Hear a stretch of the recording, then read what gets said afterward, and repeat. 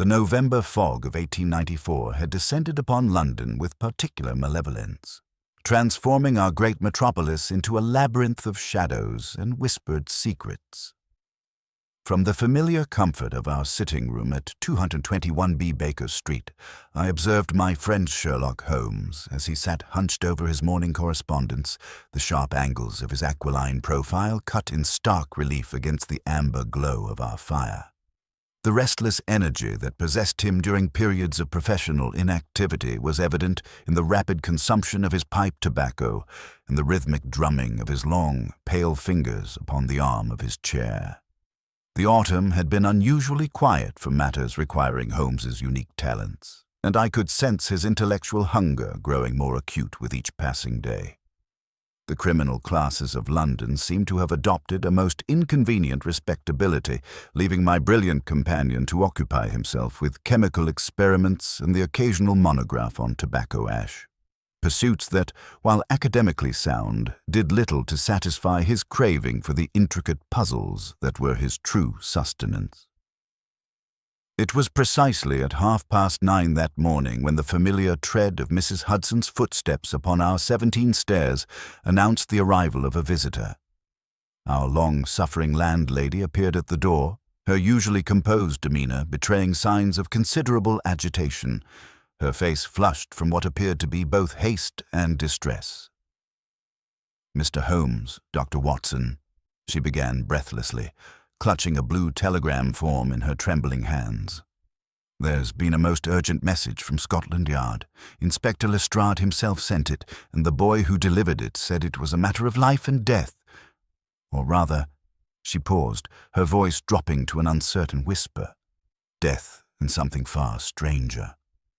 Holmes immediately abandoned his correspondence, his grey eyes brightening with the prospect of intellectual stimulation.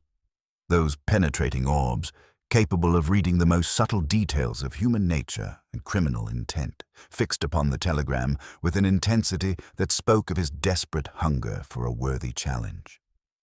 "Show me the message at once, Mrs. Hudson," he commanded, rising from his chair with that cat-like grace that never failed to remind me of a predator scenting prey. "Watson, I believe our period of enforced idleness is about to come to a most welcome end." The telegram, when read aloud, contained but a few stark words that would prove to herald one of the most extraordinary cases in our long partnership. "Corpse has written back. Come immediately. Most urgent. Grosvenor Square. Lestrade." Holmes's eyebrows rose slightly, the only outward sign of his intense interest, as he absorbed this cryptic message. "The dead have been loquacious in my time, Watson," he observed dryly, reaching for his coat with sudden purpose. "But it is generally through the medium of evidence left behind. If Lestrade has taken to spiritualism, we must investigate this phenomenon at once." Within 15 minutes we found ourselves rattling through the heavy, yellow-tinged fog in a hansom cab, the horse's breath creating additional clouds of vapor in the chill morning air. London was slowly awakening around us, the cries of newspaper vendors echoing through the murk, the distant whistle of a milk cart, and the steady clip-clop of hooves on cobblestones creating a symphony of urban life that seemed oddly muffled by the oppressive atmosphere. Inspector Lestrade awaited us beneath the imposing portico of number 12, Grosvenor Square, his usually neat appearance dishevelled by what was clearly a state of considerable professional distress. The house behind him loomed respectable and solid, its Georgian facade speaking of old money and established respectability, precisely the sort of residence that, in my experience with Holmes's cases, often concealed the darkest secrets behind its veneer of propriety. "You've made excellent time, Mr. Holmes," Lestrade said, though his usual gruff confidence was noticeably absent. His hands trembled slightly as he gestured toward the imposing entrance. "I must warn you, what you're about to see defies every principle of criminal investigation I've learned in 20 years with the Yard." "Inspector," Holmes replied with that maddeningly calm demeanor he adopted when faced with the impossible. "You know my views on supernatural phenomena. When confronted with the impossible, we must first eliminate the improbable. Pray, tell us the facts of your case, and let us determine whether we are dealing with the supernatural or merely the ingeniously criminal." Lestrade drew a deep breath, his weathered face pale in the grey morning light. "The victim is Sir Alaric Penrith, baronet and collector, found dead in his locked study early this morning. Shot at close range, the door bolted from within, windows sealed. A classic locked room mystery. But that's not the impossible part, Mr. Holmes." He reached into his coat and withdrew a folded letter, its surface bearing the unmistakable stains of dried blood. "This arrived at Scotland Yard by the morning post, postmarked at 2:15 this morning. It's written in Sir Alaric's own hand. We've had it verified by 3 different experts. And it accuses his nephew of murder. The problem, gentlemen, is that Sir Alaric was already dead when this letter was written and posted." Holmes examined the letter without touching it, his keen eyes noting every detail of the paper, ink and handwriting. "Fascinating," he murmured. "And I assume there are witnesses to the time of death." "The butler found him at 1 o'clock, Lestrade confirmed. "The household physician pronounced him dead on the scene, estimating the time of death at approximately midnight. Yet this letter was composed and posted hours later." As we stood before this impossible puzzle, I felt that familiar thrill of anticipation that accompanied the beginning of Holmes's most challenging cases. The very notion of a dead man continuing his correspondence challenged every rational principle I held dear, yet the evidence seemed incontrovertible. Whatever dark forces were at work in the respectable halls of Grosvenor Square, I was certain that only the brilliant deductive powers of Sherlock Holmes could hope to illuminate the truth hidden within this supernatural mystery. "Come then, Inspector," Holmes declared, his voice carrying that note of intellectual excitement I knew so well. "Let us examine this scene where the dead have apparently learned to write. The game, as they say, is afoot." The heavy oak door of number 12 opened before us like the entrance to a tomb, and we stepped across the threshold into what would prove to be one of the most bewildering and sinister mysteries of our entire partnership. Behind us, the London fog swirled and eddied as if reluctant to release us from its grey embrace, while ahead lay a puzzle that would test the very limits of logical deduction and challenge our understanding of the boundary between life and death itself. Before we crossed the threshold of number 12, I witnessed one of those remarkable demonstrations of Holmes's peculiar gift that never failed to astound even those who knew him best. Inspector Lestrade, whose hat was drawn low and whose eyes betrayed a sleepless night, absently brushed at a pale smear upon his cuff.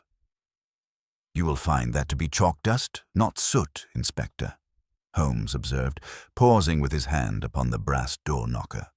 "The variety a carpenter employs to mark his measurements.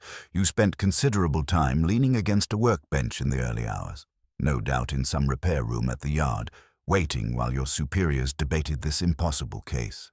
The argument was heated. I detect the lingering aroma of Cavendish tobacco upon your lapel, though you yourself do not smoke." Lestrade stared with that mixture of irritation and grudging admiration I had witnessed countless times before. "Sometimes I wonder if you followed me about London last night, Mr. Holmes." "Merely the application of observation to evidence, Inspector," Holmes replied with that faint smile that so often preceded his most brilliant deductions. "One need only recognize the signs that circumstances leave upon us all." The interior revelations. The butler who admitted us was a man of the old school, tall, dignified, and bearing that particular gravity that comes from long service in houses where tradition weighs as heavily as the ancestral portraits lining the walls. Mr. Hargreaves, as he introduced himself, possessed the sort of professional composure that suggested he had weathered many storms in service to the Penrith family. The interior of Sir Alaric's residence spoke eloquently of accumulated wealth and scholarly obsession. Persian carpets, worn smooth by generations of respectful footsteps, stretched across polished floors, while glass display cases containing Egyptian scarabs Roman coins, and curious mechanical devices from various corners of the empire lined the corridors.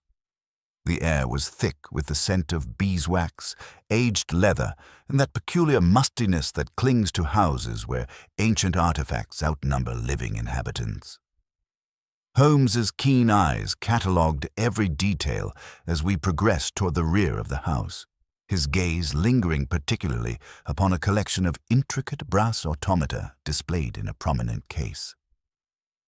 Sir Alaric's passion for mechanical curiosities was well known in certain circles. He murmured, examining a delicate clockwork bird whose wings were poised as if for flight. Such devices require considerable expertise to maintain and operate. The locked study. The study itself was a monument to scholarly dedication, floor-to-ceiling bookshelves crammed with volumes in multiple languages, display cases containing the most precious items from Sir Alaric's collection, and a massive mahogany desk that dominated the center of the room like an altar to learning. The heavy oak door, reinforced with iron hinges of medieval craftsmanship, bore the scars of forced entry where the police had broken through its defenses. "The door was found bolted from within," Lestrade explained, indicating the substantial iron bolt that had been thrown across the frame. "Key turned in the lock as well. We had to break it down after the butler had been knocking for nearly an hour." Holmes examined the bolt mechanism with his magnifying glass, paying particular attention to a small deposit of what appeared to be tallow mixed with dark fibers. "Interesting," he murmured, scraping a sample with his penknife. "This grease contains traces of black thread, the sort used for heavy-duty applications." Sir Alaric Penrith lay slumped in his leather chair behind the desk, a man of perhaps 60 years, whose pale complexion and soft build spoke of a life spent among books rather than in physical pursuits. The single bullet wound to his chest had been delivered with precision, though Holmes noted immediately that the powder burns suggested a distance of at least 3 feet. The weapon was found beside the chair, Lestrade indicated, producing a service revolver wrapped in cloth. "1 shot fired, 5 chambers loaded." Holmes's attention, however, was drawn to the desk's surface, where several sheets of parchment lay covered with notes in violet ink. A magnificent bronze tablet covered with hieroglyphic inscriptions occupied the center of the workspace, surrounded by reference books and a powerful magnifying glass. "Sir Alaric was researching this particular artifact?" Holmes inquired, bending over the ancient tablet with intense interest. According to his nephew, Julian Penrith, the old gentleman had become obsessed with that piece in recent weeks, Lestrade replied. Claimed it was the discovery of a lifetime, though young Penrith couldn't make sense of the markings. Holmes straightened, his grey eyes bright with that dangerous curiosity I knew so well. "And Mr. Julian Penrith stands to inherit everything. Quite a substantial fortune by all accounts." The mysterious correspondence. Holmes moved to examine the blotting pad upon the desk, lifting it to catch the light from the sealed window. "Mirror writing, Watson," he observed softly. "But not of the letter that arrived at Scotland Yard. Observe the formation of the letters. This is Sir Alaric's hand, certainly, but the content appears to be different entirely. A name, partially obscured. Mortlake, perhaps." "That would be Mr. Felix Mortlake, Sir Alaric's secretary," Hargreaves supplied, "speaking for the first time since our arrival. He departed for Paris 3 days ago on business for Sir Alaric." "Has he indeed?" Holmes's tone was carefully neutral. He examined the inkwell, noting its violet contents, then turned his attention to the window. The glass was intact, the locks secure, and the heavy curtains drawn tight against the morning fog. Yet when he ran his finger along the window sash, a flake of fresh paint came away beneath his nail. "The windows were secured last evening?" he inquired of the butler. "At Sir Alaric's specific instruction," Hargreaves confirmed. "He was most particular about drafts, especially when working with delicate manuscripts." Holmes nodded thoughtfully, then moved to examine a glass dome on a side table beneath which sat an exquisite mechanical writing device.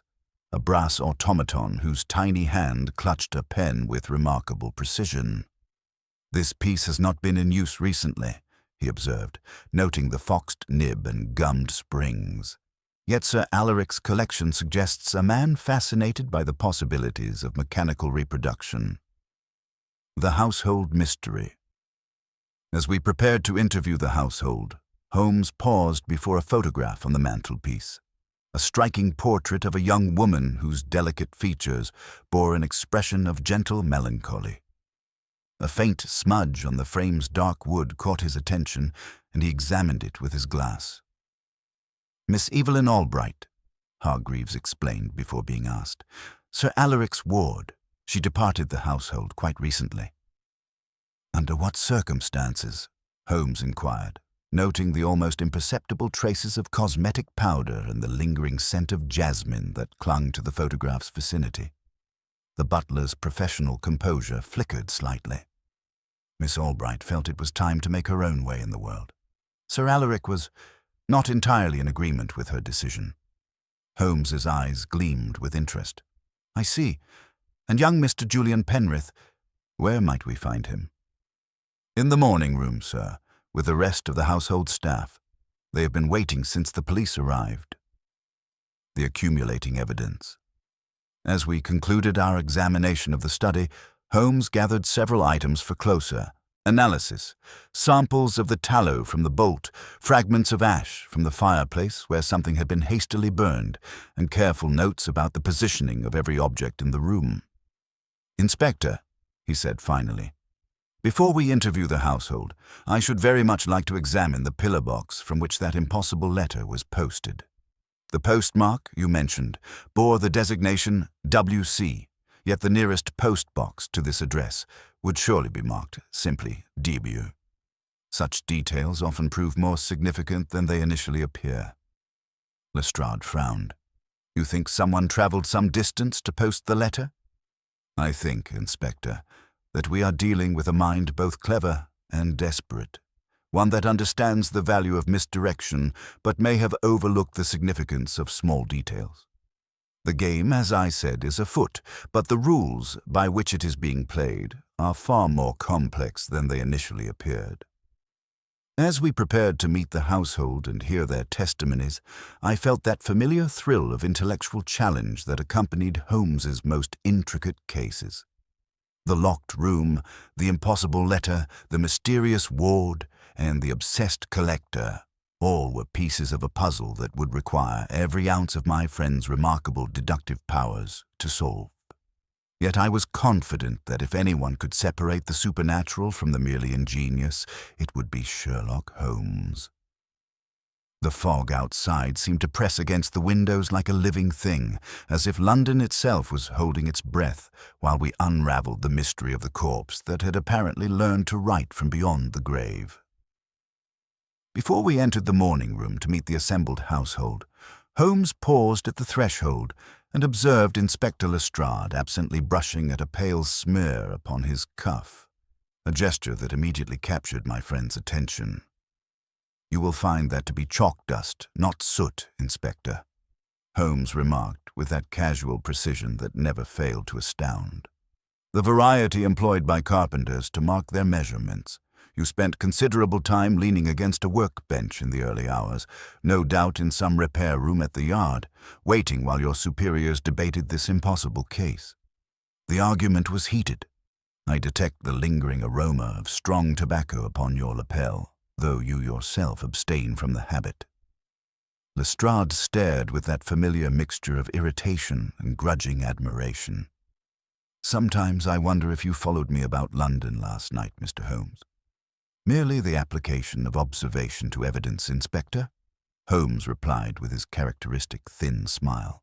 "One need only recognize the signs that circumstances leave upon us all."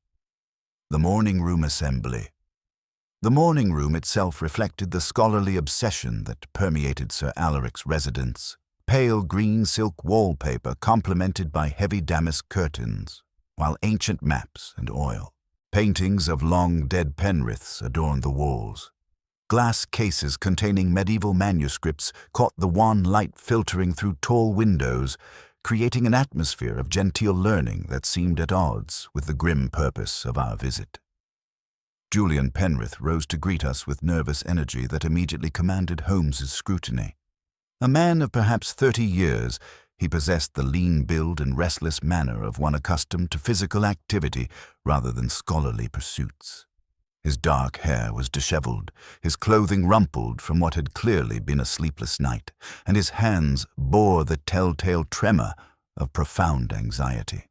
"Mr. Holmes, Dr. Watson," he began, his voice carrying the educated accent of privilege yet tinged with genuine distress. "I cannot express how relieved I am that Scotland Yard has called upon your expertise.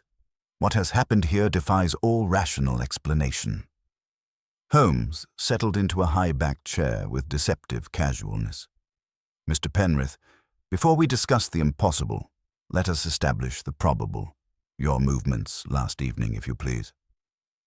Julian's account and Holmes's observation. Julian ran a hand through his hair, leaving it even more disheveled. "I dined at the Aegis Club in St. James's. I remained there playing vingt-et-un until past midnight, then returned to my lodgings at Albany." "Yet your shoes, Mr. Penrith," Holmes observed mildly, "have lately traversed a region where the corporation has opened the street for new water mains. That distinctive black clay mixed with pink granite fragments is characteristic of only two current excavations, one near Chancery Lane, the other in Southampton Row. You did not come directly from St. James's to your lodgings." The young man flushed deeply, then forced a brittle laugh. "I confess, I stopped at a solicitor's office in Chancery Lane, personal business, before dawn broke. If you wish to make a mystery of mud, sir, I cannot help you." "On the contrary," Holmes murmured, "mud is frequently the most eloquent of witnesses." Lestrade leaned forward with obvious interest. "And your inheritance, Mr. Penrith? Quite substantial, I understand." Julian's fingers tightened until his knuckles showed white. "Yes, I inherit. I would surrender every shilling to have my uncle back. We quarrelled recently. Miss Albright was the subject. He forbade me to see her, believing me a fortune hunter.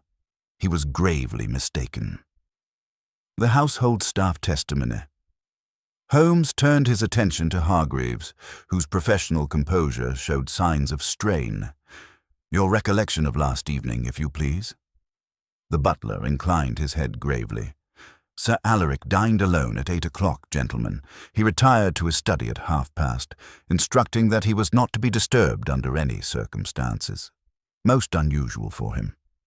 At 11:30 I carried his customary port and biscuits. He admitted me briefly and seemed in unusually high spirits, though abstracted. The bolt was thrown as I withdrew." "You heard no report of a firearm?" I inquired. "No, doctor. The house was remarkably still. At 1:45, hearing no movement and seeing light still beneath the door, I knocked to inquire if he required anything further. Receiving no answer and becoming alarmed, I summoned Mr. Penrith and James, the footman. We broke down the door at precisely 1 o'clock. Alice, the parlour maid, a slight, pale girl whose eyes were red from weeping, added tremulously, "If I may, sir, yesterday afternoon when I dusted the hall table, I found a bit of black thread hanging from the study key. Very fine, like from a tailor's spool. I thought nothing of it at the time, but it was gone when I took in the port at 11:30. Holmes's eyes sharpened with interest. "You found it attached to the key itself?"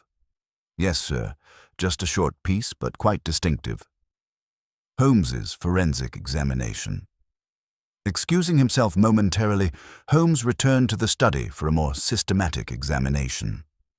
I followed, watching as he moved with the methodical precision of a scientist, his keen eyes cataloguing every detail that others had missed. He began by dropping to one knee beside the deceased's chair, his magnifying glass sweeping over the thick Persian rug. "Observe, Watson," he said quietly. "Here by the leg of the desk, a faint but distinct circular impression in the pile, as if from the heel of a woman's shoe. And here," he carefully collected something with his tweezers, "a single strand of fine dark hair, Neither Sir Alaric's nor Hargreaves's. Moving to the fireplace, he sifted carefully through the grey ash. The burned fragments are not merely paper, Watson. I detect traces of fine silk, perhaps from a scarf or handkerchief, and the unmistakable scent of burnt sugar. What might Sir Alaric have been destroying that contained such curious elements? His attention then returned to the window he had examined earlier. Running his hand along the frame, he pressed his ear against the glass, listening intently. The putty around this lower pane has been recently disturbed, despite the apparent security of the locks. And observe, he scraped beneath his fingernail, fresh paint flakes, suggesting very recent tampering. The Egyptian connection. Returning to the morning room, Holmes addressed Julian directly. The Egyptian tablet. When precisely did it arrive? Monday last, Julian replied. Uncle Alaric had been corresponding with a dealer in Cairo for months about this particular piece. When it finally arrived, he became completely obsessed, spending every waking moment attempting to decipher its inscriptions. And Miss Albright's departure coincided with the tablet's arrival? Julian nodded reluctantly. There was a terrible row that evening. Uncle Alaric accused Evelyn of encouraging Mr. Mortlake's attentions and threatened to dismiss Mortlake without references if she didn't cease all contact with him.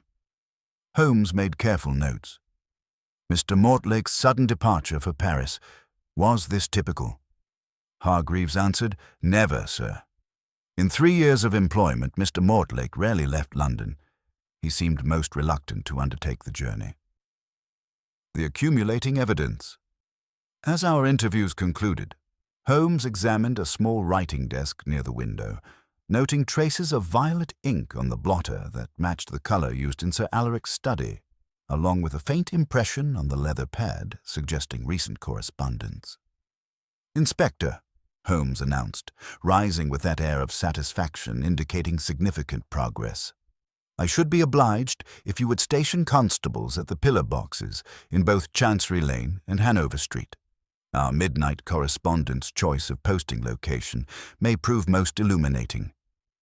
He moved once more to examine the melancholy portrait of Miss Evelyn Albright on the mantelpiece, leaning close enough to detect the faint but persistent scent of jasmine that seemed to cling to the photograph's vicinity. The facts as they stand, Holmes observed, suggest a web of relationships far more complex than simple inheritance murder. We have a jealous guardian, a fleeing ward, a mysteriously absent secretary, and a nephew with both motive and opportunity. Yet none of these conventional elements explains our impossible correspondent. The chapter's conclusion. As we prepared to depart, Holmes gathered his observations with characteristic precision. Watson, we have before us a most intriguing collection of evidence. Black thread employed in some mechanical fashion, recent tampering with a sealed window, traces of a woman's presence in a locked room, the deliberate destruction of silk and sugar, and a timing that suggests our murderer possessed intimate knowledge of household routines. The fog outside seemed to thicken as we contemplated our next moves, and I found myself wondering whether we faced an elaborate human conspiracy or something that transcended natural boundaries. Holmes, however, wore that expression of intense concentration that suggested his remarkable mind was already perceiving patterns invisible to lesser mortals. The calculus of the impossible, my dear Watson, he concluded, is merely the sum of overlooked probabilities. Our corpse may have written back, but I suspect we shall find that the hand which guided that pen belonged very much to the living. Whatever dark secrets lay hidden within the respectable walls of number 12, Grosvenor Square, I was confident that Holmes's brilliant deductive powers would ultimately illuminate the truth behind this most perplexing mystery. The November fog had begun to thin as Holmes and I made our way first to the General Post Office in St. Martin's-le-Grand, where my friend's reputation and a judicious application of charm secured us access to the night collection records. The superintendent, a meticulous man whose ink-stained fingers spoke of decades devoted to the precision of postal service, consulted his ledgers with professional pride. The W.C. Knight collection at Chancery Lane is cleared at 1:53 precisely, he informed us, his voice carrying the authority of absolute routine. The sorting office receives the mail at 2:12, and your letter inspector bears the stamp of 2:15, the narrowest possible window for processing. Holmes nodded thoughtfully, his grey eyes calculating distances and possibilities. Thus our ghostly correspondent required living hands no more than 25 minutes before that stamp was applied. From Grosvenor Square to Chancery Lane, allowing for the fog and late-night traffic, one must reckon 15 minutes by cab, perhaps 25 on foot for a determined pedestrian. The cab driver's testimony. Our next destination was the cab stand at Southampton Buildings, where Holmes's remarkable memory for faces led us directly to a grizzled driver whose scarred cheek marked him as distinctly as any calling card. The man's eyes brightened with recognition when Holmes approached. I took a fare from St. James's to Chancery Lane in the small hours, he confirmed, stamping his feet against the cold. A gentleman with a nervous manner kept tapping his walking stick against his boot like a telegraph key, set me down by the pillar box near the law courts, paid proper, and no questions asked. The time? Holmes inquired with characteristic precision. Near on 1:45, sir. I remember the law courts clock tolling the quarter as we rattled along Fleet Street. Lestrade's expression grew grimmer with satisfaction. The timing fits perfectly, Mr. Holmes. Young Penrith had ample opportunity to commit the murder, arrange his mechanical trickery, and still reach Chancery Lane to post the incriminating letter. The club records. At the Aegis Club in St. James's, we found that bastion of masculine comfort wrapped in its customary haze of tobacco smoke and whispered conversation. The elderly steward, moving with the deliberate dignity of long service, consulted his records with maddening thoroughness. Mr. Julian Penrith dined at 8 o'clock precisely, he announced, remained in the card room until 12:20, playing vingt et un with moderate success. Departed alone, declining the offer of a nightcap. As we stood once more in the raw November air, Lestrade's satisfaction was evident. The sequence is clear as daylight, Mr. Holmes. Penrith leaves the club at 12:20, travels to Grosvenor Square, murders his uncle, arranges that clever bolt mechanism you've discovered, then proceeds to Chancery Lane to post the letter that would supposedly clear him of suspicion. Holmes's mechanical analysis. Back at Baker Street, Holmes arranged his collected evidence upon the mantelpiece with the reverence of a chemist preparing crucial reagents. The tallow sample, when heated with a needle, revealed its composition immediately. Common mutton tallow mixed with lampblack, he observed, noting the characteristic smell and consistency. Used to reduce friction in mechanical applications. The thread, observed Watson, is black, heavily waxed, twisted linen of the sort employed by saddlers and cobblers, not seamstresses. It would bear considerable tension without fraying. He demonstrated with a length of similar thread how the bolt mechanism might have operated. A small channel cut through the window putty, the thread passed through, one end attached to the bolt. After securing the door from within, the perpetrator could draw the bolt by pulling the thread from outside, then snap it and withdraw the evidence through the putty gap. Ingenious, I admitted, but surely within Julian's capabilities. Indeed, Holmes replied, but his tone carried that note of reservation I had learned to recognize. Yet consider the psychology. Watson, a man who has just committed murder in the heat of passion, would he then calmly implement such an elaborate mechanical deception? The bolt shows clear signs of repeated use, suggesting considerable preparation and practice. The broader pattern. Holmes moved to examine the small brass automaton he had discovered in Sir Alaric's collection, a piece whose significance was becoming increasingly apparent.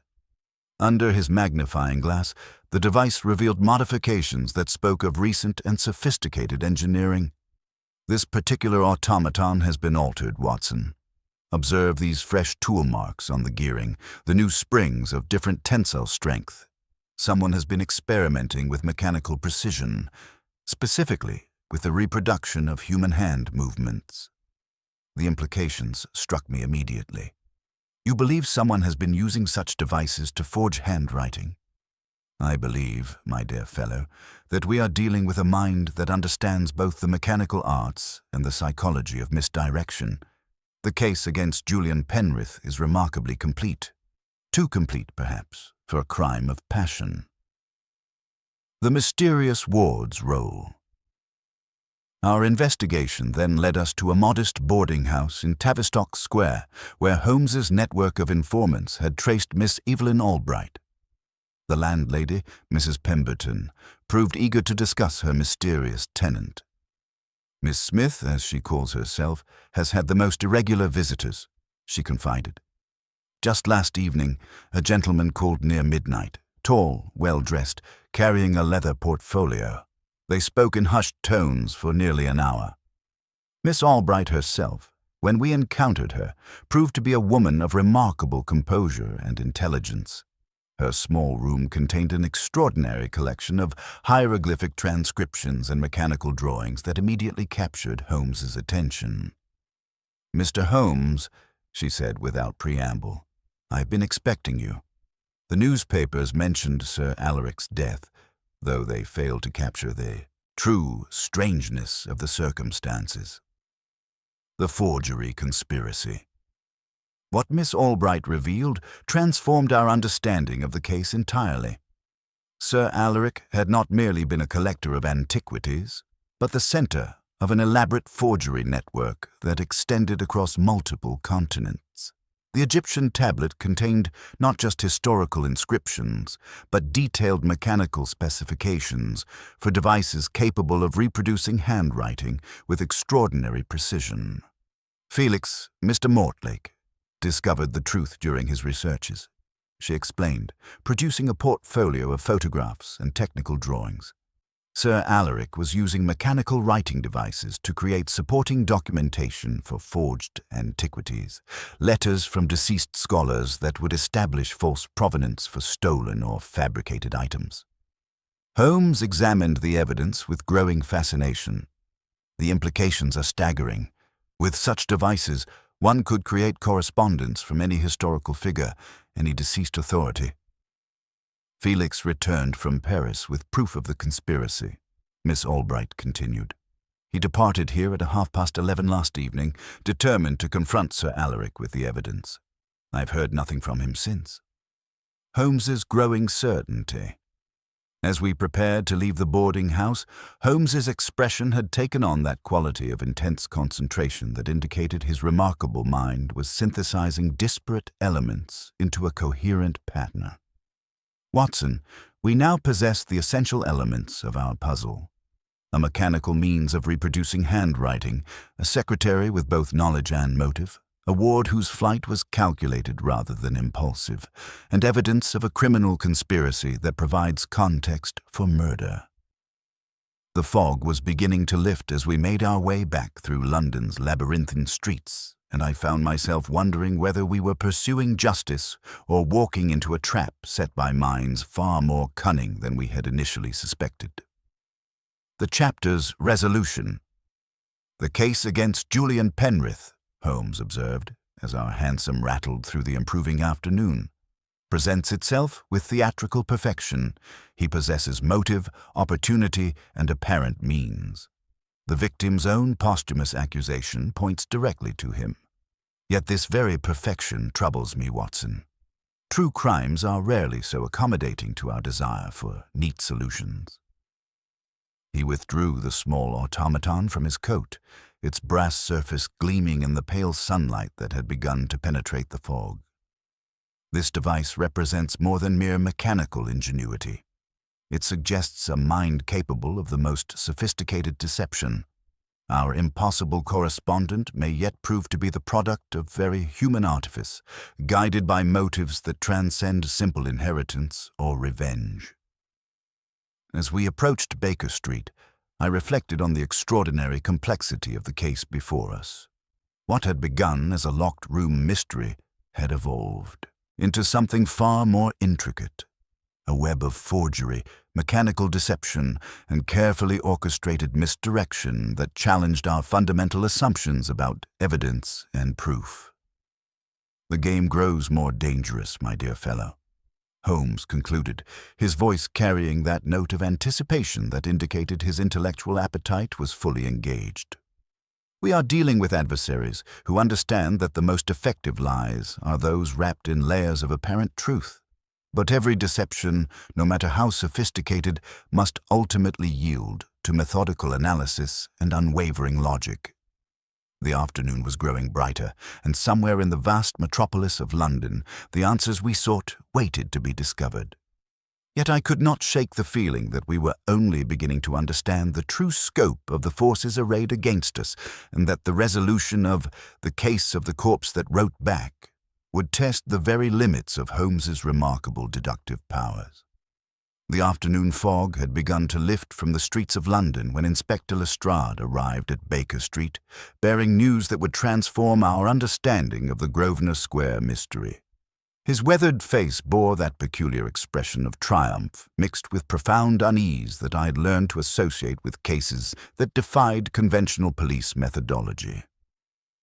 "Another letter, Mr. Holmes," he announced without preamble, producing an official envelope sealed with red wax. "Posted in the small hours from the same district, bearing Sir Alaric Penrith's unmistakable hand. The dead, it seems, have become remarkably prolific correspondents." Holmes, who had been examining the modified automaton through his magnifying glass, immediately set aside his investigation. The violet ink of the new correspondence caught the pale afternoon light as Lestrade broke the seal and unfolded the document with ceremonial gravity. "The second posthumous communication. This epistle is addressed to Sir Alaric's solicitor," Lestrade read, his voice carrying the weight of what he clearly considered conclusive evidence. "Dated last evening and posted from Chancery Lane at 1:40. It instructs that his will should stand unaltered and warns that any attempt by his nephew to contest the inheritance should be opposed with the full weight of the law. Most significantly, it states that he stands in personal fear of Mr. Julian Penrith." Holmes received the document with characteristic deliberation, his keen eyes noting every detail of paper quality, ink distribution, and handwriting formation. "2 letters from beyond the grave," he murmured, holding the sheet to the window light.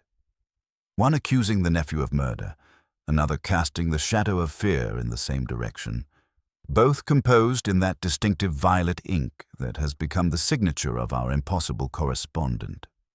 I observed the compression of Holmes's lips and that sudden abstraction which indicated his mind racing far beyond the obvious implications.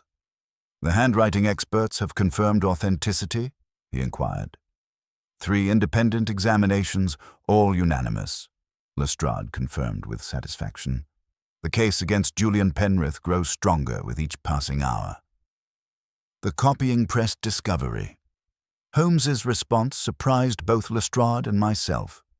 "Before you proceed with any arrests, Inspector, I must insist you send a constable to Sir Alaric's residence with a specific inquiry. The copying press. If it remains upon the study sideboard where such devices typically reside, its presence will prove illuminating. If it has vanished, its absence will speak even more eloquently." Lestrade frowned. "Copying press?" "A standard office appliance for scholarly households," Holmes explained with patient precision. "By means of dampened tissue and mechanical pressure, it transfers perfect impressions of fresh correspondence. If Sir Alaric employed copying ink, and that alluring violet shade is precisely such a medium, the press would contain mirror images of every letter he composed, provided the apparatus has not been tampered with." The inspector's expression grew thoughtful. "You suspect someone has been creating false impressions?" "I suspect, Inspector, that the proper worship of facts demands we determine whether our deceased correspondent wrote once, twice, or perhaps not at all." The mechanical evidence. While awaiting word from Grosvenor Square, Holmes returned to his examination of the brass automaton, his analysis revealing modifications that spoke of recent and sophisticated engineering. Under his magnifying glass, the device showed fresh tool marks on the gearing and new springs of different tensile strength. "This particular mechanism has been altered, Watson," he observed, indicating the intricate clockwork. "Someone has been experimenting with mechanical precision, specifically with the reproduction of human hand movements. The implications for document forgery are staggering." When Lestrade's constable returned with confirmation that the copying press had indeed vanished from Sir Alaric's study, Holmes's satisfaction was evident. "Then our mysterious correspondent has removed not merely the evidence of his handiwork, but the very shrine of his deception. Julian's desperate situation. Our return to Grosvenor Square found Julian Penrith in a state of barely controlled desperation. The accumulating evidence had transformed him from a grieving nephew into the primary suspect in a case that seemed to grow more damning with each revelation. The timing of your movements last evening," Holmes addressed him directly, "places you in Chancery Lane at precisely the moment our second letter was posted. Your explanation of urgent legal business in the small hours strains credibility." Julian's composure cracked visibly. "I cannot reveal the nature of that business without compromising another's reputation," he protested. "But I swear, upon my honor, I did not murder my uncle. This correspondence from beyond the grave, it defies every principle of natural law." Holmes's attention was drawn to a detail that others had overlooked. The parlour-maid Alice mentioned finding black thread upon the study key, not the bolt mechanism, but the key itself. She described it as very fine, like from a tailor's spool. Yet the thread we discovered on the bolt was heavy, waxed linen of the sort employed by saddlers. Two different materials, Watson, suggesting two different applications. The thread of truth. This observation, shared only with me in a lowered voice, represented one of those subtle inconsistencies that Holmes's remarkable mind catalogued and preserved for future analysis. While Lestrade focused on the overwhelming circumstantial evidence against Julian, Holmes was noting the minute details that suggested a more complex deception. Examining the second letter more closely, Holmes pointed out an almost imperceptible rigidity in the handwriting. Observe the formation of the capital letters, particularly the J in Julian's name. There is a mechanical precision to the strokes that suggests constraint rather than natural flow. The experts would attribute this to the stress of composition under extreme circumstances, but I find it curious. The secretary's shadow. Our investigation then led us to Felix Mortlake's lodgings in Doughty Street, where the landlady's account revealed disturbing details about her tenant's recent behavior. "Mr. Mortlake departed last evening at 11:30 and has not returned," she informed us. "His room shows signs of hasty packing, though he claimed to be traveling to Paris on business." Holmes examined the secretary's abandoned quarters with methodical thoroughness. The desk drawers bore traces of violet ink, and fragments of tissue paper suggested the hasty destruction of copying press materials. "Someone has been here before us," he observed, noting the systematic nature of the search. "The question remains whether it was Mortlake himself or another party with intimate knowledge of his activities." The mysterious visitor. The landlady's description of Mortlake's recent visitor proved particularly intriguing. "A gentleman with ink-stained fingers, despite wearing gloves," she recalled. "He walked with a slight limp and carried himself with the bearing of education, though there was something furtive about his manner." Holmes's eyes sharpened with interest. "Did this visitor remove anything from the premises?" "A flat parcel, wrapped in brown paper and no larger than a family Bible," she confirmed. "He seemed most anxious to depart quickly once he had secured it." The web of deception. As the afternoon shadows lengthened, Holmes began to synthesize the various threads of evidence into a coherent pattern. The missing copying press, the modified automaton, the two different types of thread, the mysterious visitor with ink-stained fingers, all suggested a conspiracy far more sophisticated than simple murder for inheritance. "Watson," he said as we prepared to leave Mortlake's lodgings. "We are dealing with minds that understand both mechanical ingenuity and psychological misdirection. The case against Julian Penrith has been constructed with theatrical precision, each piece of evidence designed to lead inexorably to his conviction."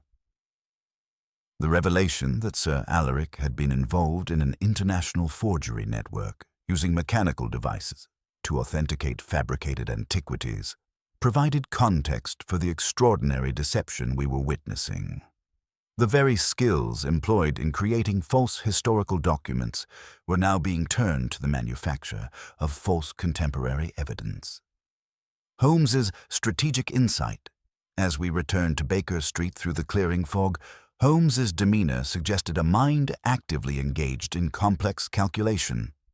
"The game grows more dangerous, my dear fellow," he observed. "We face adversaries who have turned the tools of historical forgery to the purposes of contemporary deception. The corpse that wrote back is merely the opening gambit in a much larger strategy." His analysis of the mechanical evidence, the timing of events, and the psychological profiles of all involved parties was leading him toward conclusions that he was not yet prepared to share. The methodical destruction of evidence, the careful misdirection of suspicion, and the sophisticated understanding of both mechanical principles and human nature all pointed to a conspiracy that transcended simple murder. The chapter's conclusion. "Inspector Lestrade will proceed with Julian's arrest," Holmes concluded as we settled before our fire. "The evidence, viewed through conventional analysis, points inexorably in that direction. Yet I am convinced that we are witnessing the culmination of a plan conceived long before Sir Alaric's death, a plan that required intimate knowledge of his habits, his household, and his criminal activities." The violet ink that had become the signature of our impossible correspondent represented more than mere correspondence from beyond the grave. It was the mark of a mind that understood the power of mechanical precision in service of human deception, and Holmes was determined to trace that mark to its source before an innocent man paid the ultimate price for another's ingenuity. As the London evening settled around us, I reflected on the extraordinary complexity of the case before us.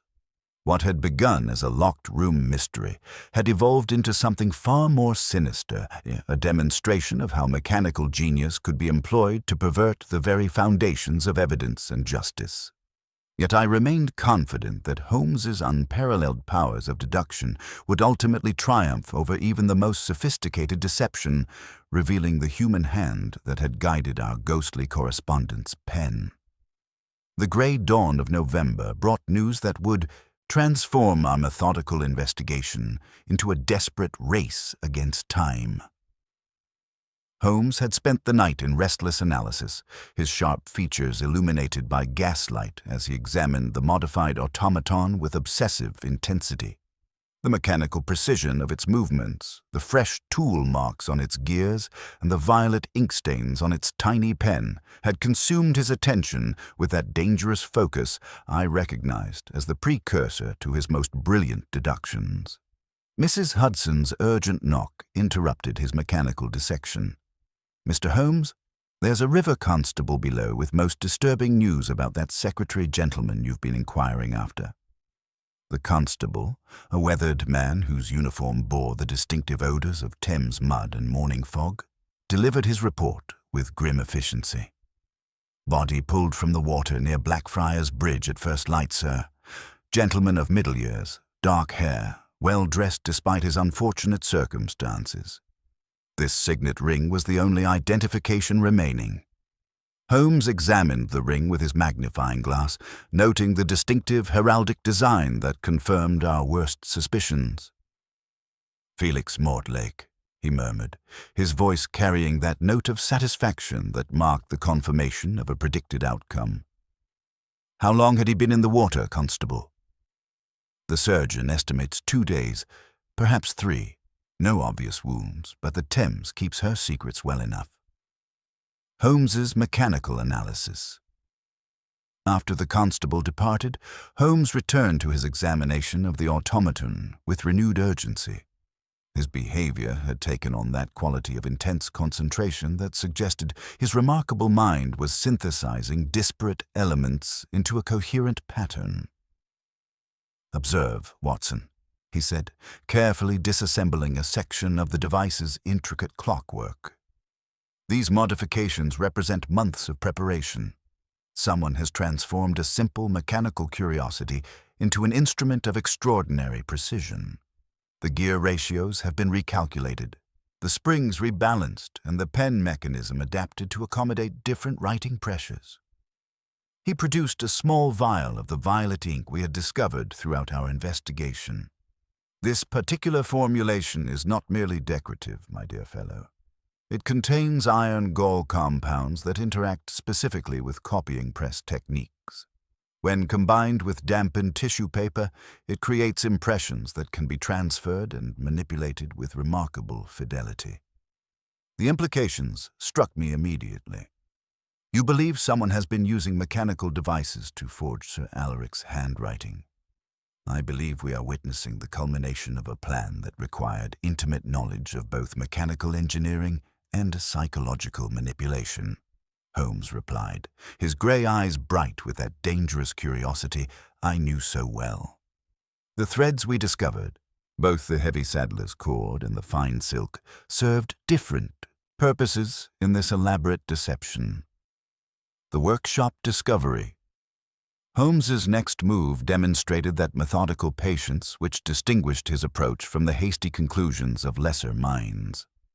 Rather than rushing to examine Mortlake's lodgings, he led us to a narrow mews behind Grosvenor Square, where his inquiries had revealed the existence of Sir Alaric's private workshop.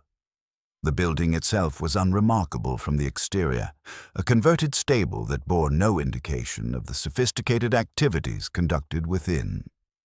Yet once Holmes had gained access through methods I preferred not to examine too closely, we found ourselves in what could only be described as a temple to mechanical precision. Workbenches equipped with lathes, precision measuring instruments, and an extensive collection of springs, gears, and clockwork components filled the space. Yet what immediately captured our attention was evidence of recent and intensive activity. The forge showed signs of recent use, brass filings scattered across the floor retained their metallic luster, and the lingering scent of heated metal suggested someone had been working through the night. "Someone has been here before us," Holmes observed, noting the systematic arrangement of tools and the absence of any personal effects. "Yet they departed in considerable haste. Observe the partially completed mechanism on this bench, abandoned mid-assembly despite representing hours of precise work. The copying press evidence." Behind a false panel in one of the workbenches, Holmes discovered fragments that illuminated the true scope of the deception. Pieces of tissue paper bearing mirror impressions of Sir Alaric's handwriting, technical drawings showing the modification of mechanical writing devices, and samples of the distinctive violet ink created a picture of extraordinary criminal ingenuity. "The copying press was essential to the deception," Holmes explained, examining the tissue fragments with his magnifying glass. "By creating multiple impressions of Sir Alaric's genuine correspondence, our forger could establish a library of authentic letter formations. The mechanical devices provided the basic structure, while the copying technique supplied the subtle variations that experts interpret as proof of human composition." He demonstrated the process using materials found in the workshop. A letter written by Sir Alaric during his lifetime could be copied multiple times using dampened tissue. These impressions could then be used as templates, guiding the mechanical device to reproduce not merely the letter forms, but the specific pressure variations and ink flow patterns that characterize individual handwriting. Holmes's growing obsession. As we examined the workshop evidence, I observed that Holmes's behavior was taking on that quality of intense, almost manic concentration that marked his most challenging cases. He moved through the space with predatory grace, noting every detail, cataloging every tool, and drawing connections that remained invisible to my less trained eye. The implications extend far beyond simple murder for inheritance, he declared, his voice carrying that note of intellectual excitement that indicated his mind was operating at its highest capacity. "We are dealing with a conspiracy that threatens the very foundations of documentary evidence. If mechanical devices can reproduce handwriting with such precision, what becomes of contracts, wills, and legal testimony?"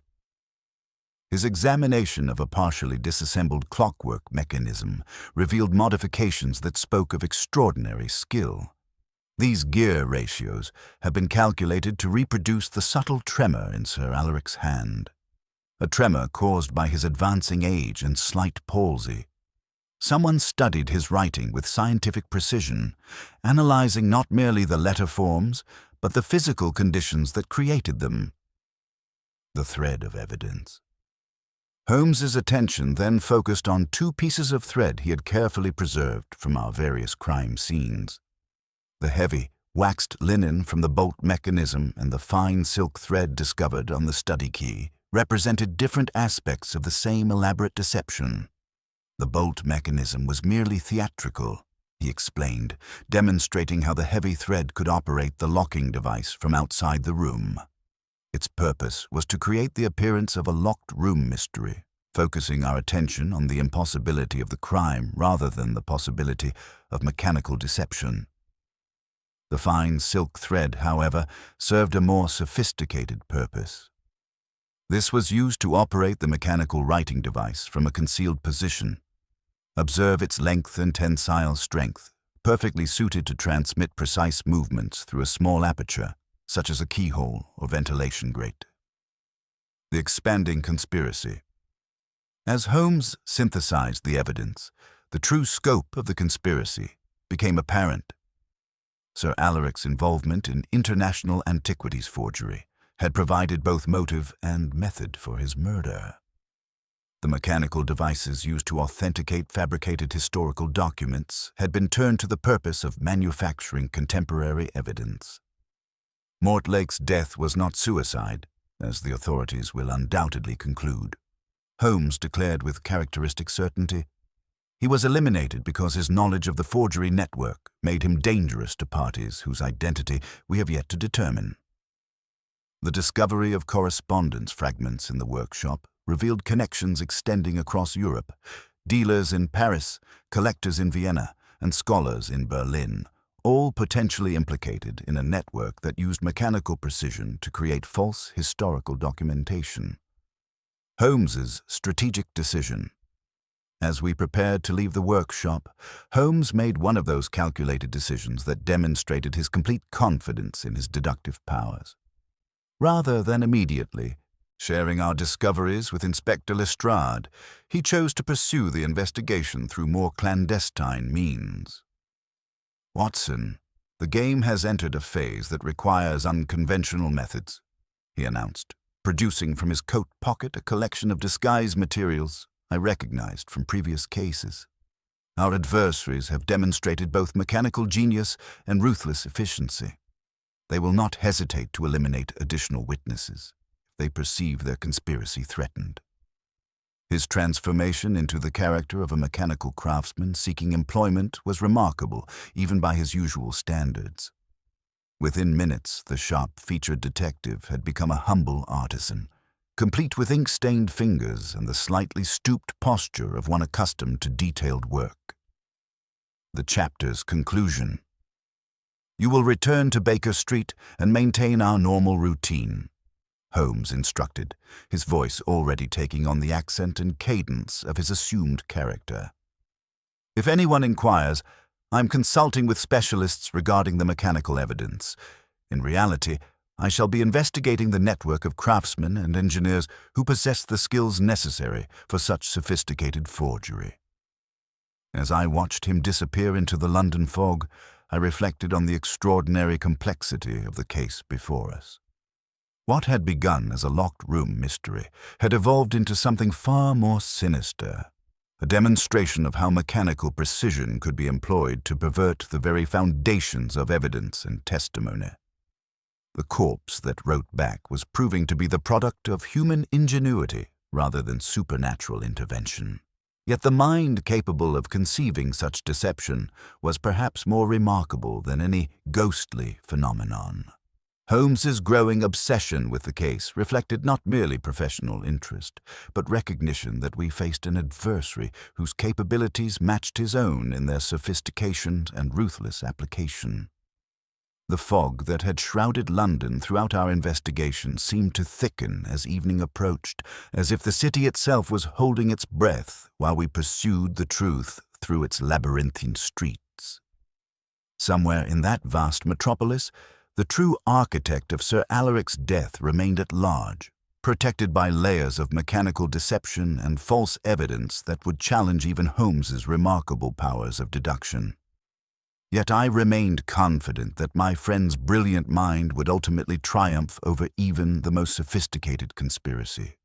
The game, as he so often said, was afoot, and the hunt for the mechanical mastermind behind our impossible correspondent had only begun. For 3 days, Holmes had vanished into London's industrial underworld with the thoroughness of smoke dissipating into fog. During his absence, Inspector Lestrade's confidence in Julian Penrith's guilt had crystallized into action. Armed with a warrant and the weight of seemingly incontrovertible evidence, he had taken the young man into custody, despite my vigorous protests that premature arrest might compromise our investigation. "The evidence speaks for itself, Dr. Watson," Lestrade had declared with grim satisfaction. 2 letters in the victim's own hand, opportunity established by witness testimony, and motive clear as daylight. Your Mr. Holmes may chase his mechanical phantoms, but I deal in facts that will stand before a jury. Yet even as Julian languished in the cells of Scotland Yard, protesting his innocence with increasing desperation, I detected in Lestrade's manner that subtle unease which marks a policeman who has achieved his goal too easily. The case was complete, the evidence overwhelming, and therein lay the very perfection that had troubled Holmes from the beginning. Holmes's underground investigation. When Holmes finally returned to Baker Street on the evening of the 3rd day, his appearance bore the convincing traces of his assumed identity as a mechanical craftsman. His hands were stained with oil and metal filings, his clothing bore the distinctive odors of workshop chemicals, and his manner carried that particular satisfaction which marked significant progress in his investigations. "Watson," he announced, settling into his chair with evident relief, "I've spent 3 days in the company of London's most skilled artisans, and what I have discovered confirms our gravest suspicions about the scope of this conspiracy." He produced from his coat a collection of items that spoke eloquently of his methodical investigation. Brass components of unusual specification, samples of thread from multiple sources, and detailed sketches of mechanical modifications that had been commissioned from various workshops throughout the city. The automaton discovered in Sir Alaric's study was merely the visible portion of a far more extensive enterprise, Holmes explained, arranging his evidence with characteristic precision. The modifications required components from at least 5 different craftsmen, precision gears from Clerkenwell, specialized springs from a mathematical instrument maker near the Royal Institution, and the writing mechanism itself from a craftsman who specializes in prosthetic devices for wounded veterans. The International Network. Holmes's investigation had revealed connections that extended far beyond London's borders. Through careful inquiry among the suppliers of rare materials, I've traced similar commissions to workshops in Paris, Vienna, and Berlin. We are not dealing with an isolated criminal enterprise, Watson, but with an international network that threatens the very foundations of documentary authentication. He demonstrated the sophistication of the forgery technique using materials he had acquired during his investigation. The key breakthrough lies in the combination of mechanical precision with copying press methodology. By analyzing authentic samples of an individual's handwriting through multiple copying press impressions, the forger creates a comprehensive library of letter formations, pressure variations, and ink flow patterns. The mechanical devices, Holmes explained, were then programmed to reproduce not merely the visual appearance of handwriting, but the entire physical process of composition. The gear ratios I discovered had been calculated to reproduce the subtle tremor in Sir Alaric's hand, a tremor caused by his advancing age and slight palsy. Someone studied his writing with scientific precision, analyzing not merely the letter forms, but the physical conditions that created them. The master's identity. Holmes's most significant discovery concerned the identity of the conspiracy's architect. I've traced the commissions to a single source, a man known in various workshops as Professor Thorne, though that is certainly not his true name. He never appears personally, always working through intermediaries, yet his specifications demonstrate a level of expertise that suggests formal training in both mechanical engineering and documentary analysis. The description provided by multiple craftsmen was consistent. A thin, pale man who walked with a slight limp and always wore gloves, even indoors. This figure had been commissioning specialized mechanical components for months, paying in cash and demanding absolute secrecy. Most significantly, Holmes continued, this same individual was observed removing materials from Felix Mortlake's lodgings on the night of the secretary's death. The landlady's description matches perfectly. The limp, the gloves, the furtive manner, and most tellingly, the flat parcel he carried away. The revised timeline. Holmes's investigation had also clarified the timeline of Mortlake's death, revealing discrepancies that cast doubt on the official conclusions. The river surgeon's initial estimate of 2 to 3 days in the Thames has been quietly revised. The cold water and Mortlake's heavy clothing delayed the usual changes. Death is now placed within 12 to 16 hours of discovery, making it entirely possible that he was murdered after confronting Sir Alaric with evidence of the forgery network. This revision suggested that Mortlake had indeed departed Miss Albright's lodgings at 11:30, as she had testified, proceeding to Grosvenor Square for his fatal confrontation with Sir Alaric. Both men were eliminated because their knowledge of the conspiracy made them dangerous to parties whose identity we are only beginning to understand. The strategic gambit. Holmes's next move demonstrated that calculated audacity, which marked his most brilliant strategies. Rather than pursuing direct confrontation, he chose to employ the very methods that had made him famous: patient observation, careful deduction, and the strategic use of published communication. "I've arranged for a coded advertisement to appear in tomorrow's Times," he announced, producing a slip of paper bearing the cryptic message he had composed. "Our adversary will recognize its significance immediately, and his response will provide us with the final evidence necessary to expose the complete conspiracy." The advertisement, when published in the agony column, would read, "To Mechanicus, Penrith matrices recovered, violet samples authenticated, full documentation available for proper consideration. Interested parties may inquire through usual channels." Observer. The terminology is precise enough to convince our quarry that we possess the complete specifications for the handwriting reproduction devices, Holmes explained, yet vague enough to draw him into the open without revealing the true extent of our knowledge. Miss Albright's contribution. Our strategy received unexpected reinforcement when Miss Evelyn Albright arrived at Baker Street, bearing evidence that would prove crucial to the final confrontation. From her reticule, she produced a small brass component, a precision-machined set screw no larger than my thumbnail. "Mr. Mortlake pressed this upon me when he departed my lodgings," she explained, her composure reflecting the gravity of her situation. "He said it would speak more loudly than any letter he could write, should anything happen to him." Holmes examined the component with his magnifying glass, noting immediately its unusual specifications. "Continental thread standard," he observed with satisfaction. "Specifically, the precision employed by Swiss clockmakers. This component could only have been manufactured by craftsmen with access to the most sophisticated equipment." Miss Albright also provided a list in Mortlake's handwriting, thread pitches and diameters with column headings in French and German. One entry bore a distinctive star, accompanied by the notation, Holborn, Swiss. Felix discovered that the suppliers of Sir Alaric's modified devices worked in Clerkenwell, she explained, but their thread standards were continental and peculiar to a single house. He believed this component would lead directly to the source of the conspiracy. Watson's growing apprehension. As Holmes outlined his strategy for the final confrontation, I found myself experiencing that familiar mixture of admiration and anxiety which accompanied his most dangerous cases.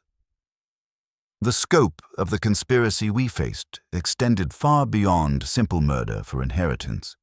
We were dealing with an international network that threatened the very foundations of documentary evidence and historical authentication. The individual capable of orchestrating such sophisticated deception will not hesitate to eliminate additional witnesses, I observed, checking my revolver with the automatic precision of long experience. If your advertisement succeeds in drawing him into the open, we must be prepared for desperate measures. Holmes's grey eyes held that dangerous gleam I had learned to associate with his most perilous strategies. Indeed, Watson, yet we possess one advantage that our adversary cannot anticipate. We understand not merely the methods of his deception, but the psychology that drives it. A mind capable of forging the dead's correspondence is one that values control above all else.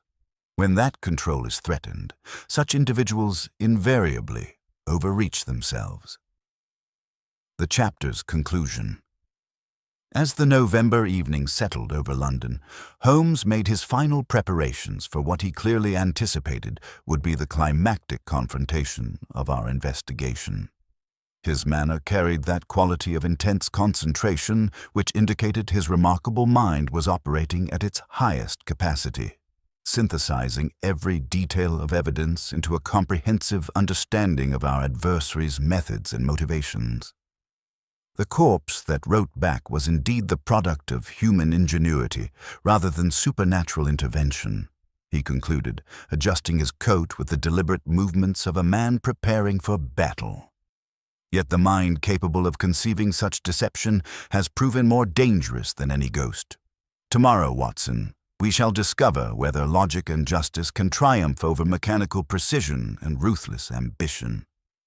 The fog that had shrouded London throughout our investigation seemed to thicken as night approached, as if the city itself was holding its breath while we prepared for the final confrontation. Somewhere in that vast metropolis, the true architect of Sir Alaric's death was reading our coded message and making his own preparations for what he undoubtedly recognized as the decisive moment in his elaborate conspiracy.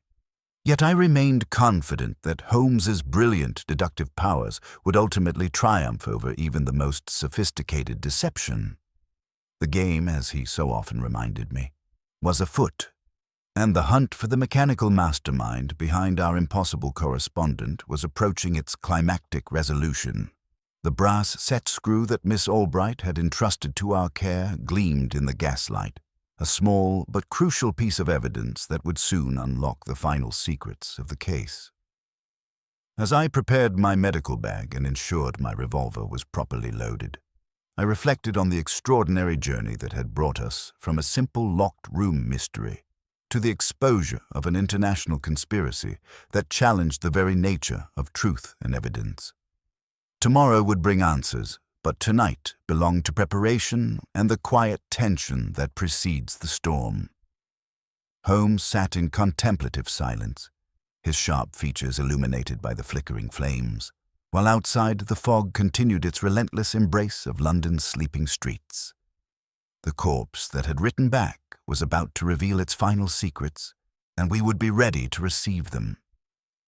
The morning brought with it that peculiar tension which precedes the springing of a carefully laid trap. Holmes had positioned himself by our sitting-room window before dawn, his sharp profile silhouetted against the pale November light as he observed Baker Street with the patient intensity of a spider monitoring its web. The Times lay open beside him, our cryptic advertisement nestled innocuously among the usual collection of missing pets and matrimonial inquiries. "Our fish will not rise immediately, Watson," he observed, noting my restless pacing with characteristic perception.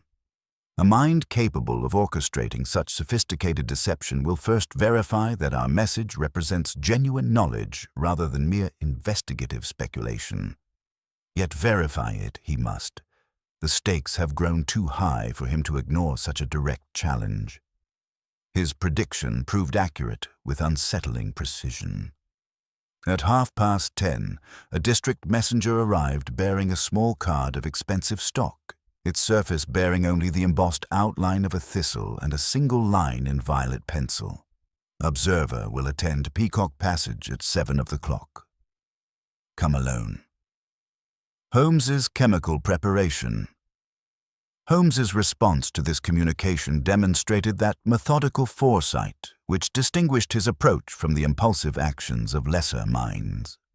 From his chemical apparatus, he prepared a small vial of transparent solution, handling it with unusual delicacy. "Gallic acid combined with iron salts, Watson," he explained, observing my curious expression. "The slightest contact with skin recently exposed to iron gall violet ink will produce a stain that neither soap nor deception can remove for several days. Our correspondent has been liberal in his use of that distinctive violet medium. This solution will mark him as surely as a brand." He then turned his attention to preparing what appeared to be authentic evidence: tissue paper impressions, brass components, and a small wooden case that would serve as bait for our mechanical mastermind. The art of the successful trap, my dear fellow, lies not in its strength, but in its irresistible appeal to the quarry's particular weaknesses. The Swiss connection. Revealed. Before departing for our evening appointment, Holmes led me on what seemed an unnecessary detour to Chancery Lane, where a small establishment bore the modest sign, "Holborn Swiss Clockmakers." The shop window displayed an array of precision instruments that immediately captured my attention. Delicate chronometers, intricate mechanical calculators, and several brass automata whose similarity to the device found in Sir Alaric's study was unmistakable. "The set screw provided by Miss Albright," Holmes explained, producing the tiny component from his waistcoat pocket, "bears the distinctive continental thread standard employed exclusively by this establishment. Mr. Emil Schneider, the proprietor, has been unknowingly supplying the mechanical components for our adversaries' forgery devices." Inside the shop, the elderly Swiss clockmaker confirmed Holmes's deduction with nervous precision. "Ah, yes, the professor commissions much specialized work," he admitted, examining the set screw through his magnifying glass. "Writing machines, he calls them. Mechanisms of extraordinary delicacy for reproducing the human hand's movements. Always he pays in cash, always he demands absolute secrecy." Peacock Passage and the trap. As evening fog began to creep through London's streets, Holmes and I made our way to Peacock Passage, a narrow conduit between Holborn and Brook Street that seemed designed by Providence for clandestine meetings. The single lamp that illuminated its cobbled length flickered with that unreliable rhythm which transforms familiar spaces into theaters of shadow and deception. Inspector Lestrade's men had positioned themselves with professional invisibility at both ends of the passage, while Holmes, disguised as a mechanical craftsman with his wooden case of false evidence, took position in one of the recesses that marked the passage's walls.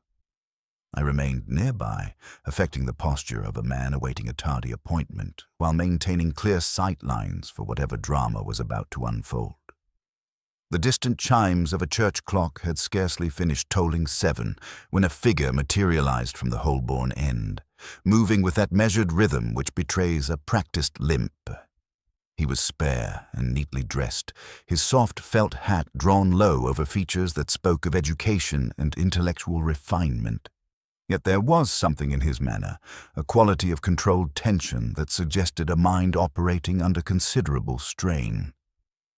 The confrontation and revelation.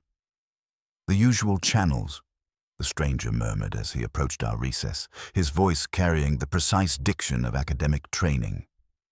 "Your advertisement was most intriguing."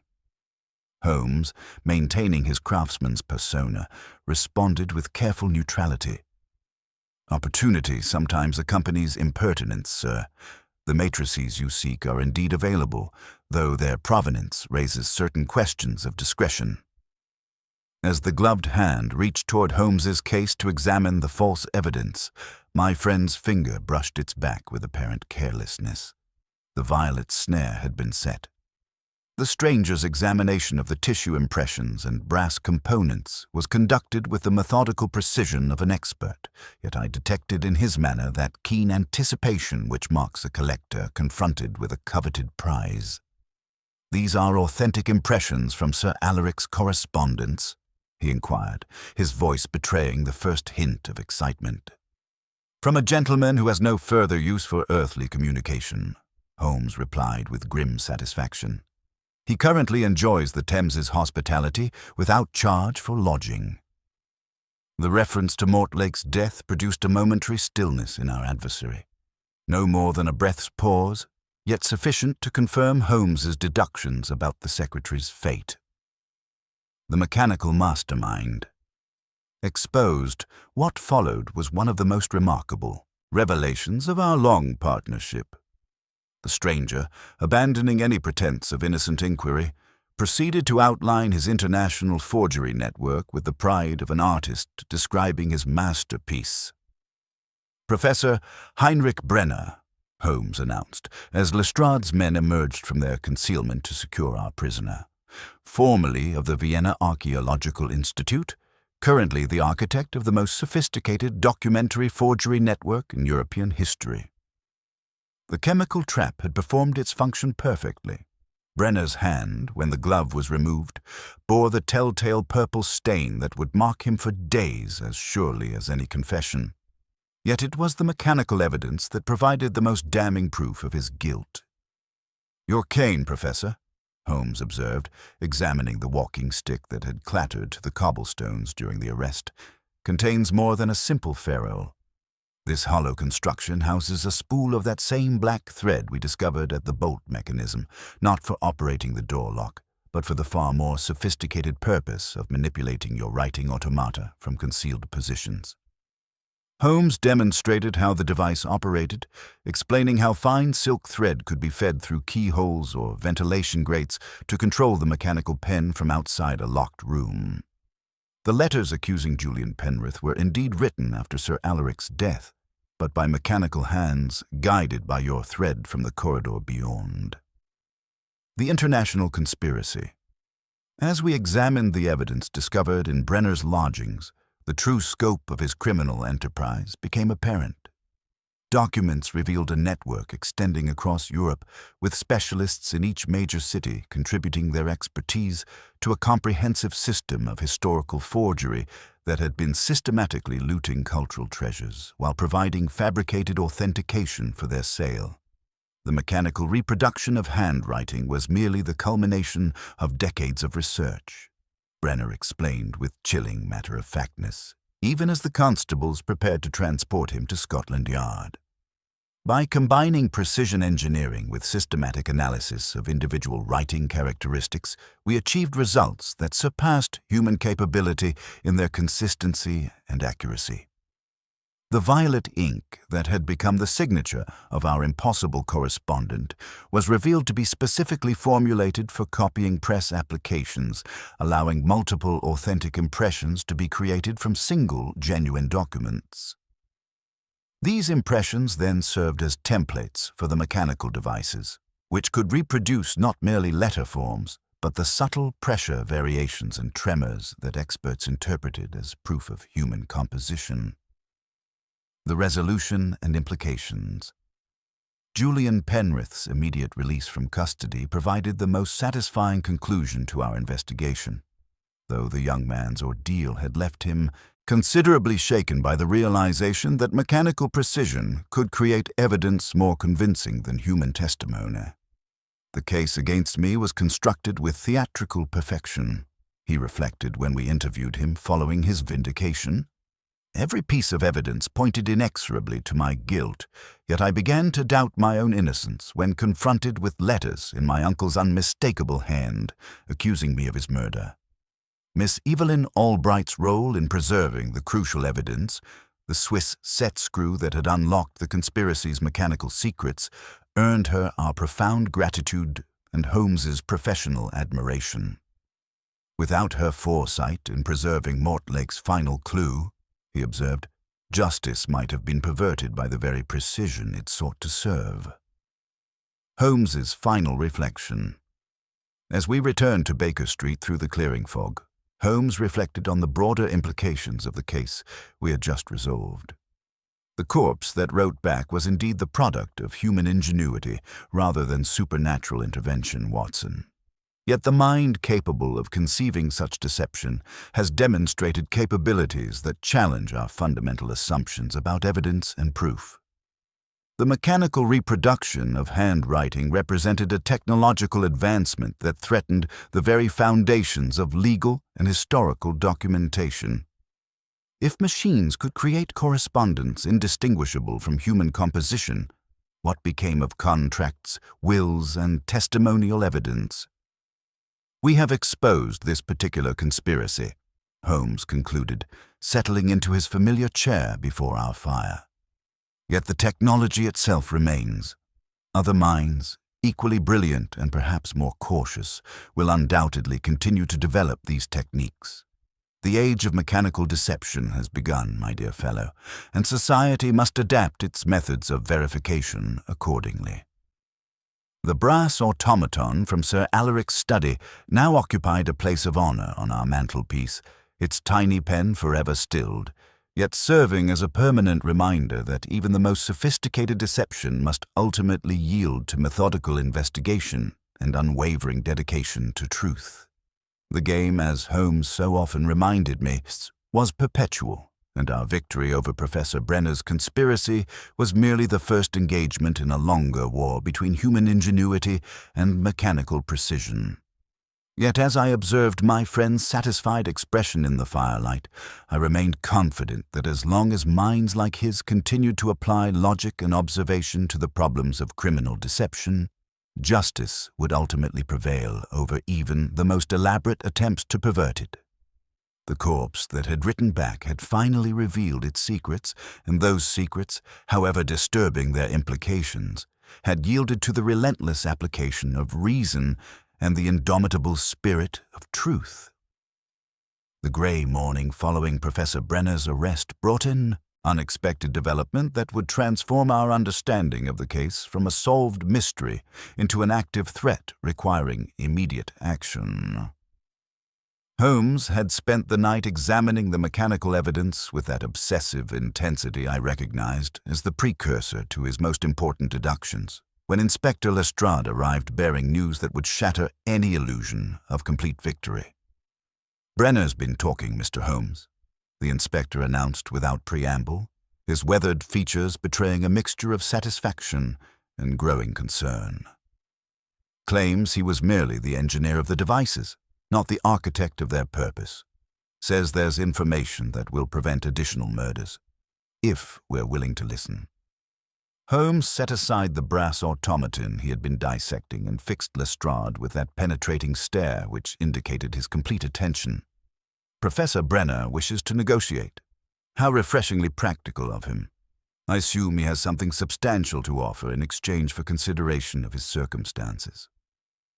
Brenner's revelations.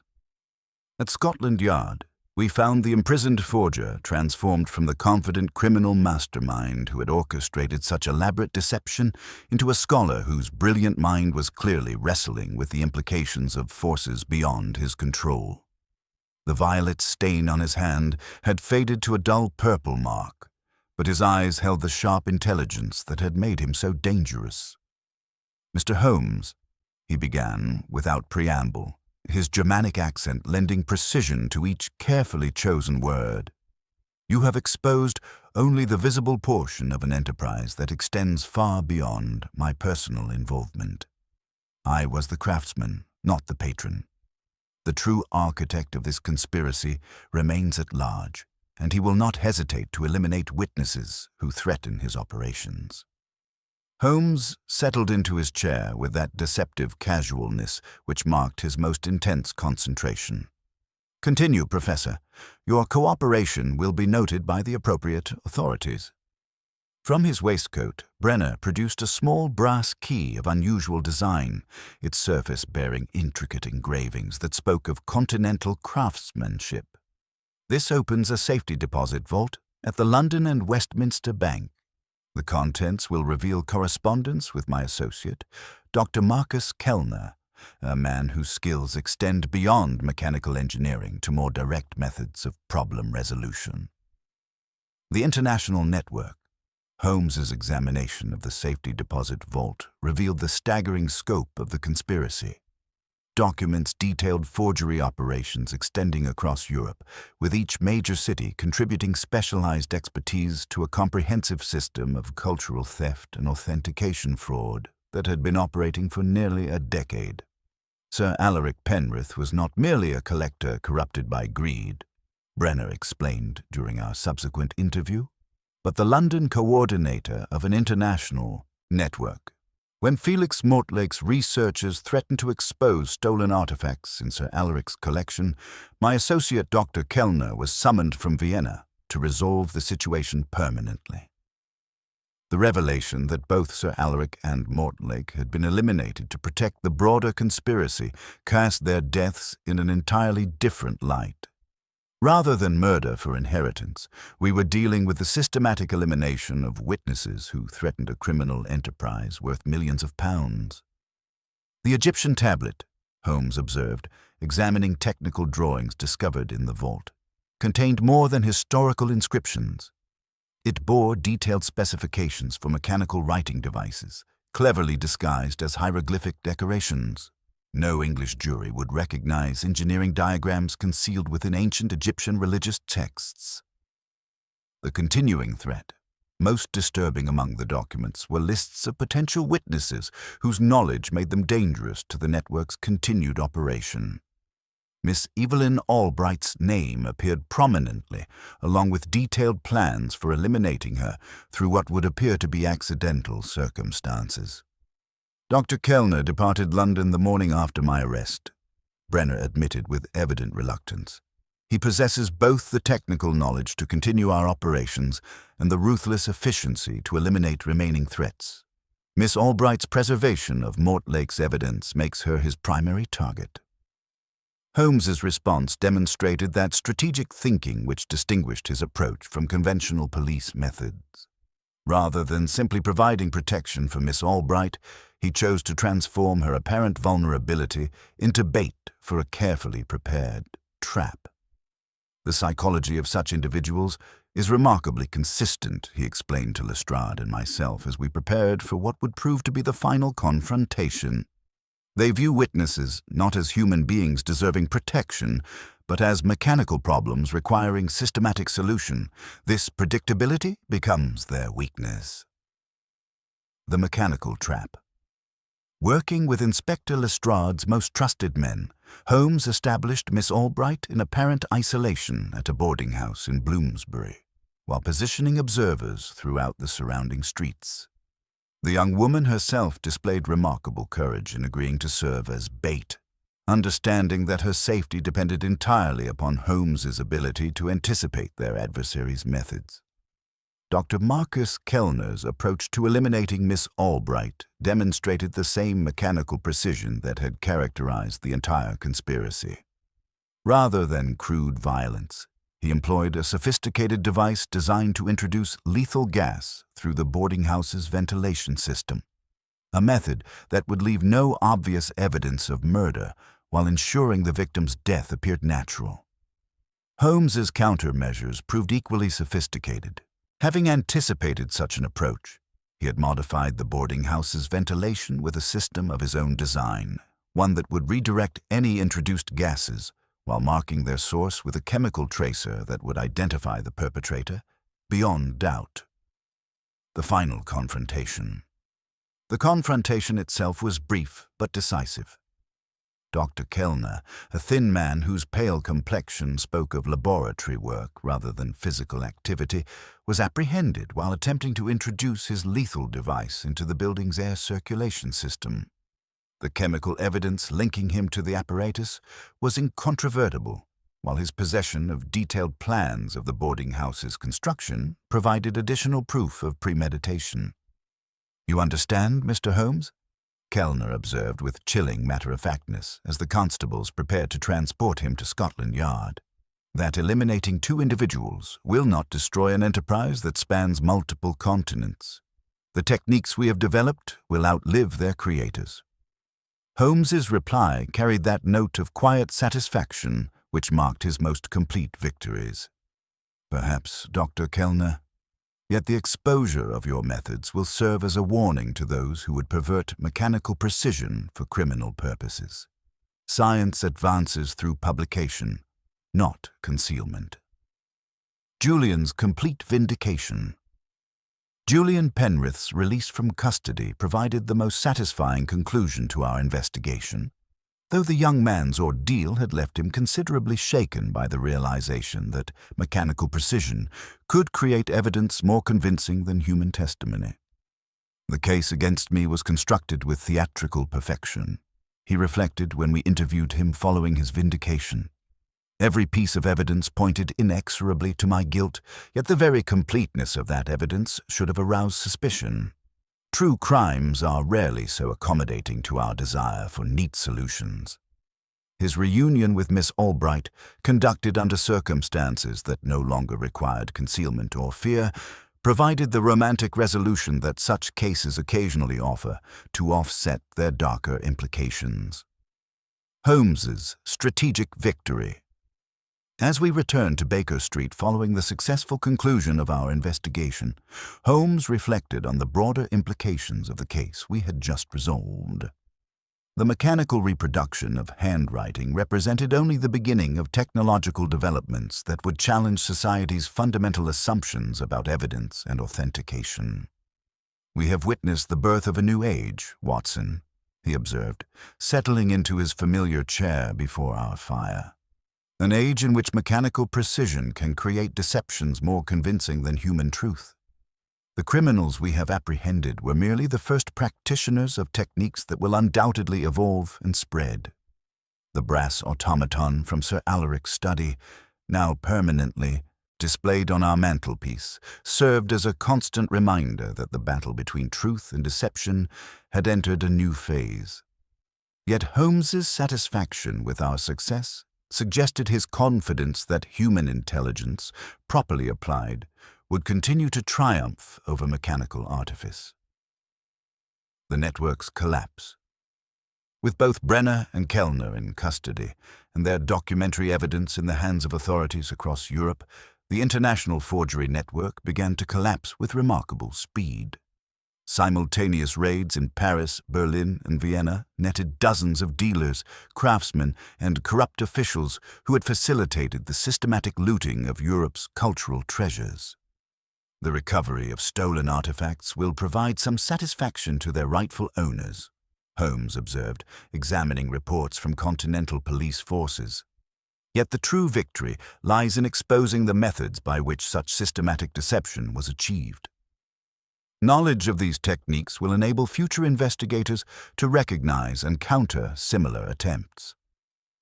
The chapter's resolution. "The corpse that wrote back has finally revealed all its secrets," Holmes concluded, examining the violet ink stain that still marked his finger from the chemical trap that had exposed Professor Brenner. Yet the technology that enabled such deception will outlive its creators. Future investigators must develop new methods of verification, new techniques for distinguishing human truth from mechanical falsehood. As the November fog began to lift from London's streets, I reflected on the extraordinary journey that had brought us from a simple, locked room mystery to the exposure of an international conspiracy that challenged the very nature of evidence and proof. The mechanical precision that had created our impossible correspondent had been matched and defeated by the relentless application of human logic and observation. Yet even in victory, Holmes's manner suggested that this case represented not an ending, but a beginning. The age of mechanical deception had indeed begun, but so too had the age of mechanical detection. In that eternal contest between truth and falsehood, between human ingenuity and criminal innovation, I remained confident that minds like Holmes's would continue to serve as guardians of justice and reason. The game, as he so often reminded me, was perpetual, and our victory over the clockwork conspiracy was merely the first engagement in a longer war between human intelligence and technological deception. Yet as I observed my friend's satisfied expression in the firelight, I knew that as long as such minds continued to apply logic and observation to the problems of criminal innovation, justice would ultimately prevail over even the most sophisticated attempts to pervert it. It was in Sir Alaric Penrith's somber study, beneath the very bronze tablet that had kindled his final obsession, that Holmes conducted one of those masterly expositions which I counted among the chief privileges of our long partnership. The December morning had brought that peculiar clarity which follows the lifting of London's fog, and Inspector Lestrade had assembled all the principal figures of our extraordinary case within those book-lined walls where the mystery had begun. Julian Penrith sat pale but composed, his ordeal having stripped away youthful complacency and replaced it with quiet determination. Miss Evelyn Albright occupied the chair beside him, her intelligent eyes reflecting both relief and resolve. Hargreaves maintained his professional dignity despite the revelations that had shaken his ordered world, while the parlour-maid Alice twisted her kerchief nervously, still overwhelmed by the magnitude of the deception she had unknowingly witnessed. Holmes's comprehensive revelation. Holmes stood before the great mahogany desk, the disassembled brass automaton arranged before him like the components of a dissected lie. His sharp features held that quality of intense satisfaction which marked the successful resolution of his most challenging cases. "We have before us," he began, his voice carrying the authority of complete understanding, not merely a murder disguised as suicide, but the culmination of an international conspiracy that threatened the very foundations of documentary evidence. What appeared to be supernatural communication from beyond the grave was, in reality, the product of mechanical precision guided by criminal genius. He lifted the automaton's writing mechanism, its brass components gleaming in the morning light. The case of the corpse that wrote back represents the convergence of multiple criminal enterprises. Sir Alaric Penrith's involvement in international antiquities forgery provided both motive for his elimination and the means by which his death would be concealed through mechanical deception. The technical exposition. Holmes demonstrated how the elaborate deception had operated, his explanation revealing the extraordinary sophistication of the conspiracy. The locked room mystery was merely theatrical misdirection. Observe the bolt mechanism, tallow and lamp-black reduced friction, while the heavy waxed linen thread allowed operation from outside the sealed room. A narrow channel cut through the window putty, then painted over, provided the exit route for the control line. He indicated the fine silk thread he had preserved as evidence. This served a different purpose entirely. The parlour-maid Alice discovered it upon the study key, not decorative, but functional. It guided the mechanical writing device from outside the locked room, creating the illusion that Sir Alaric was composing correspondence after his death. The violet ink that had characterized our impossible correspondence served multiple sophisticated purposes. This particular formulation was designed specifically for copying press applications. When combined with dampened tissue methodology, it created impressions that could be transferred and manipulated with remarkable fidelity. The mechanical devices provided basic letter structure, while copying techniques supplied the subtle variations that experts interpreted as proof of human composition. The international network. Exposed, Holmes's analysis revealed the staggering scope of the criminal enterprise that had operated across Europe for nearly 15 years. Professor Heinrich Brenner engineered the mechanical devices. calculating gear ratios to reproduce not merely Sir Alaric's letter formations, but the subtle tremors of his aging hand. Someone had studied his correspondence with scientific methodology, analyzing pressure variations, ink flow patterns, and microscopic hesitations that characterize individual writing styles. The documents recovered from continental raids painted a picture of systematic cultural theft. Museums across Europe had unknowingly acquired forged artifacts supported by mechanically reproduced documentation from deceased scholars. The economic implications alone represent hundreds of thousands of pounds, yet the cultural damage extends far beyond monetary considerations. Dr. Marcus Kellner's role as the network's enforcer had been concealed behind academic respectability. When Felix Mortlake's researches threatened exposure, Kellner eliminated both inconvenient witness and inconvenient evidence.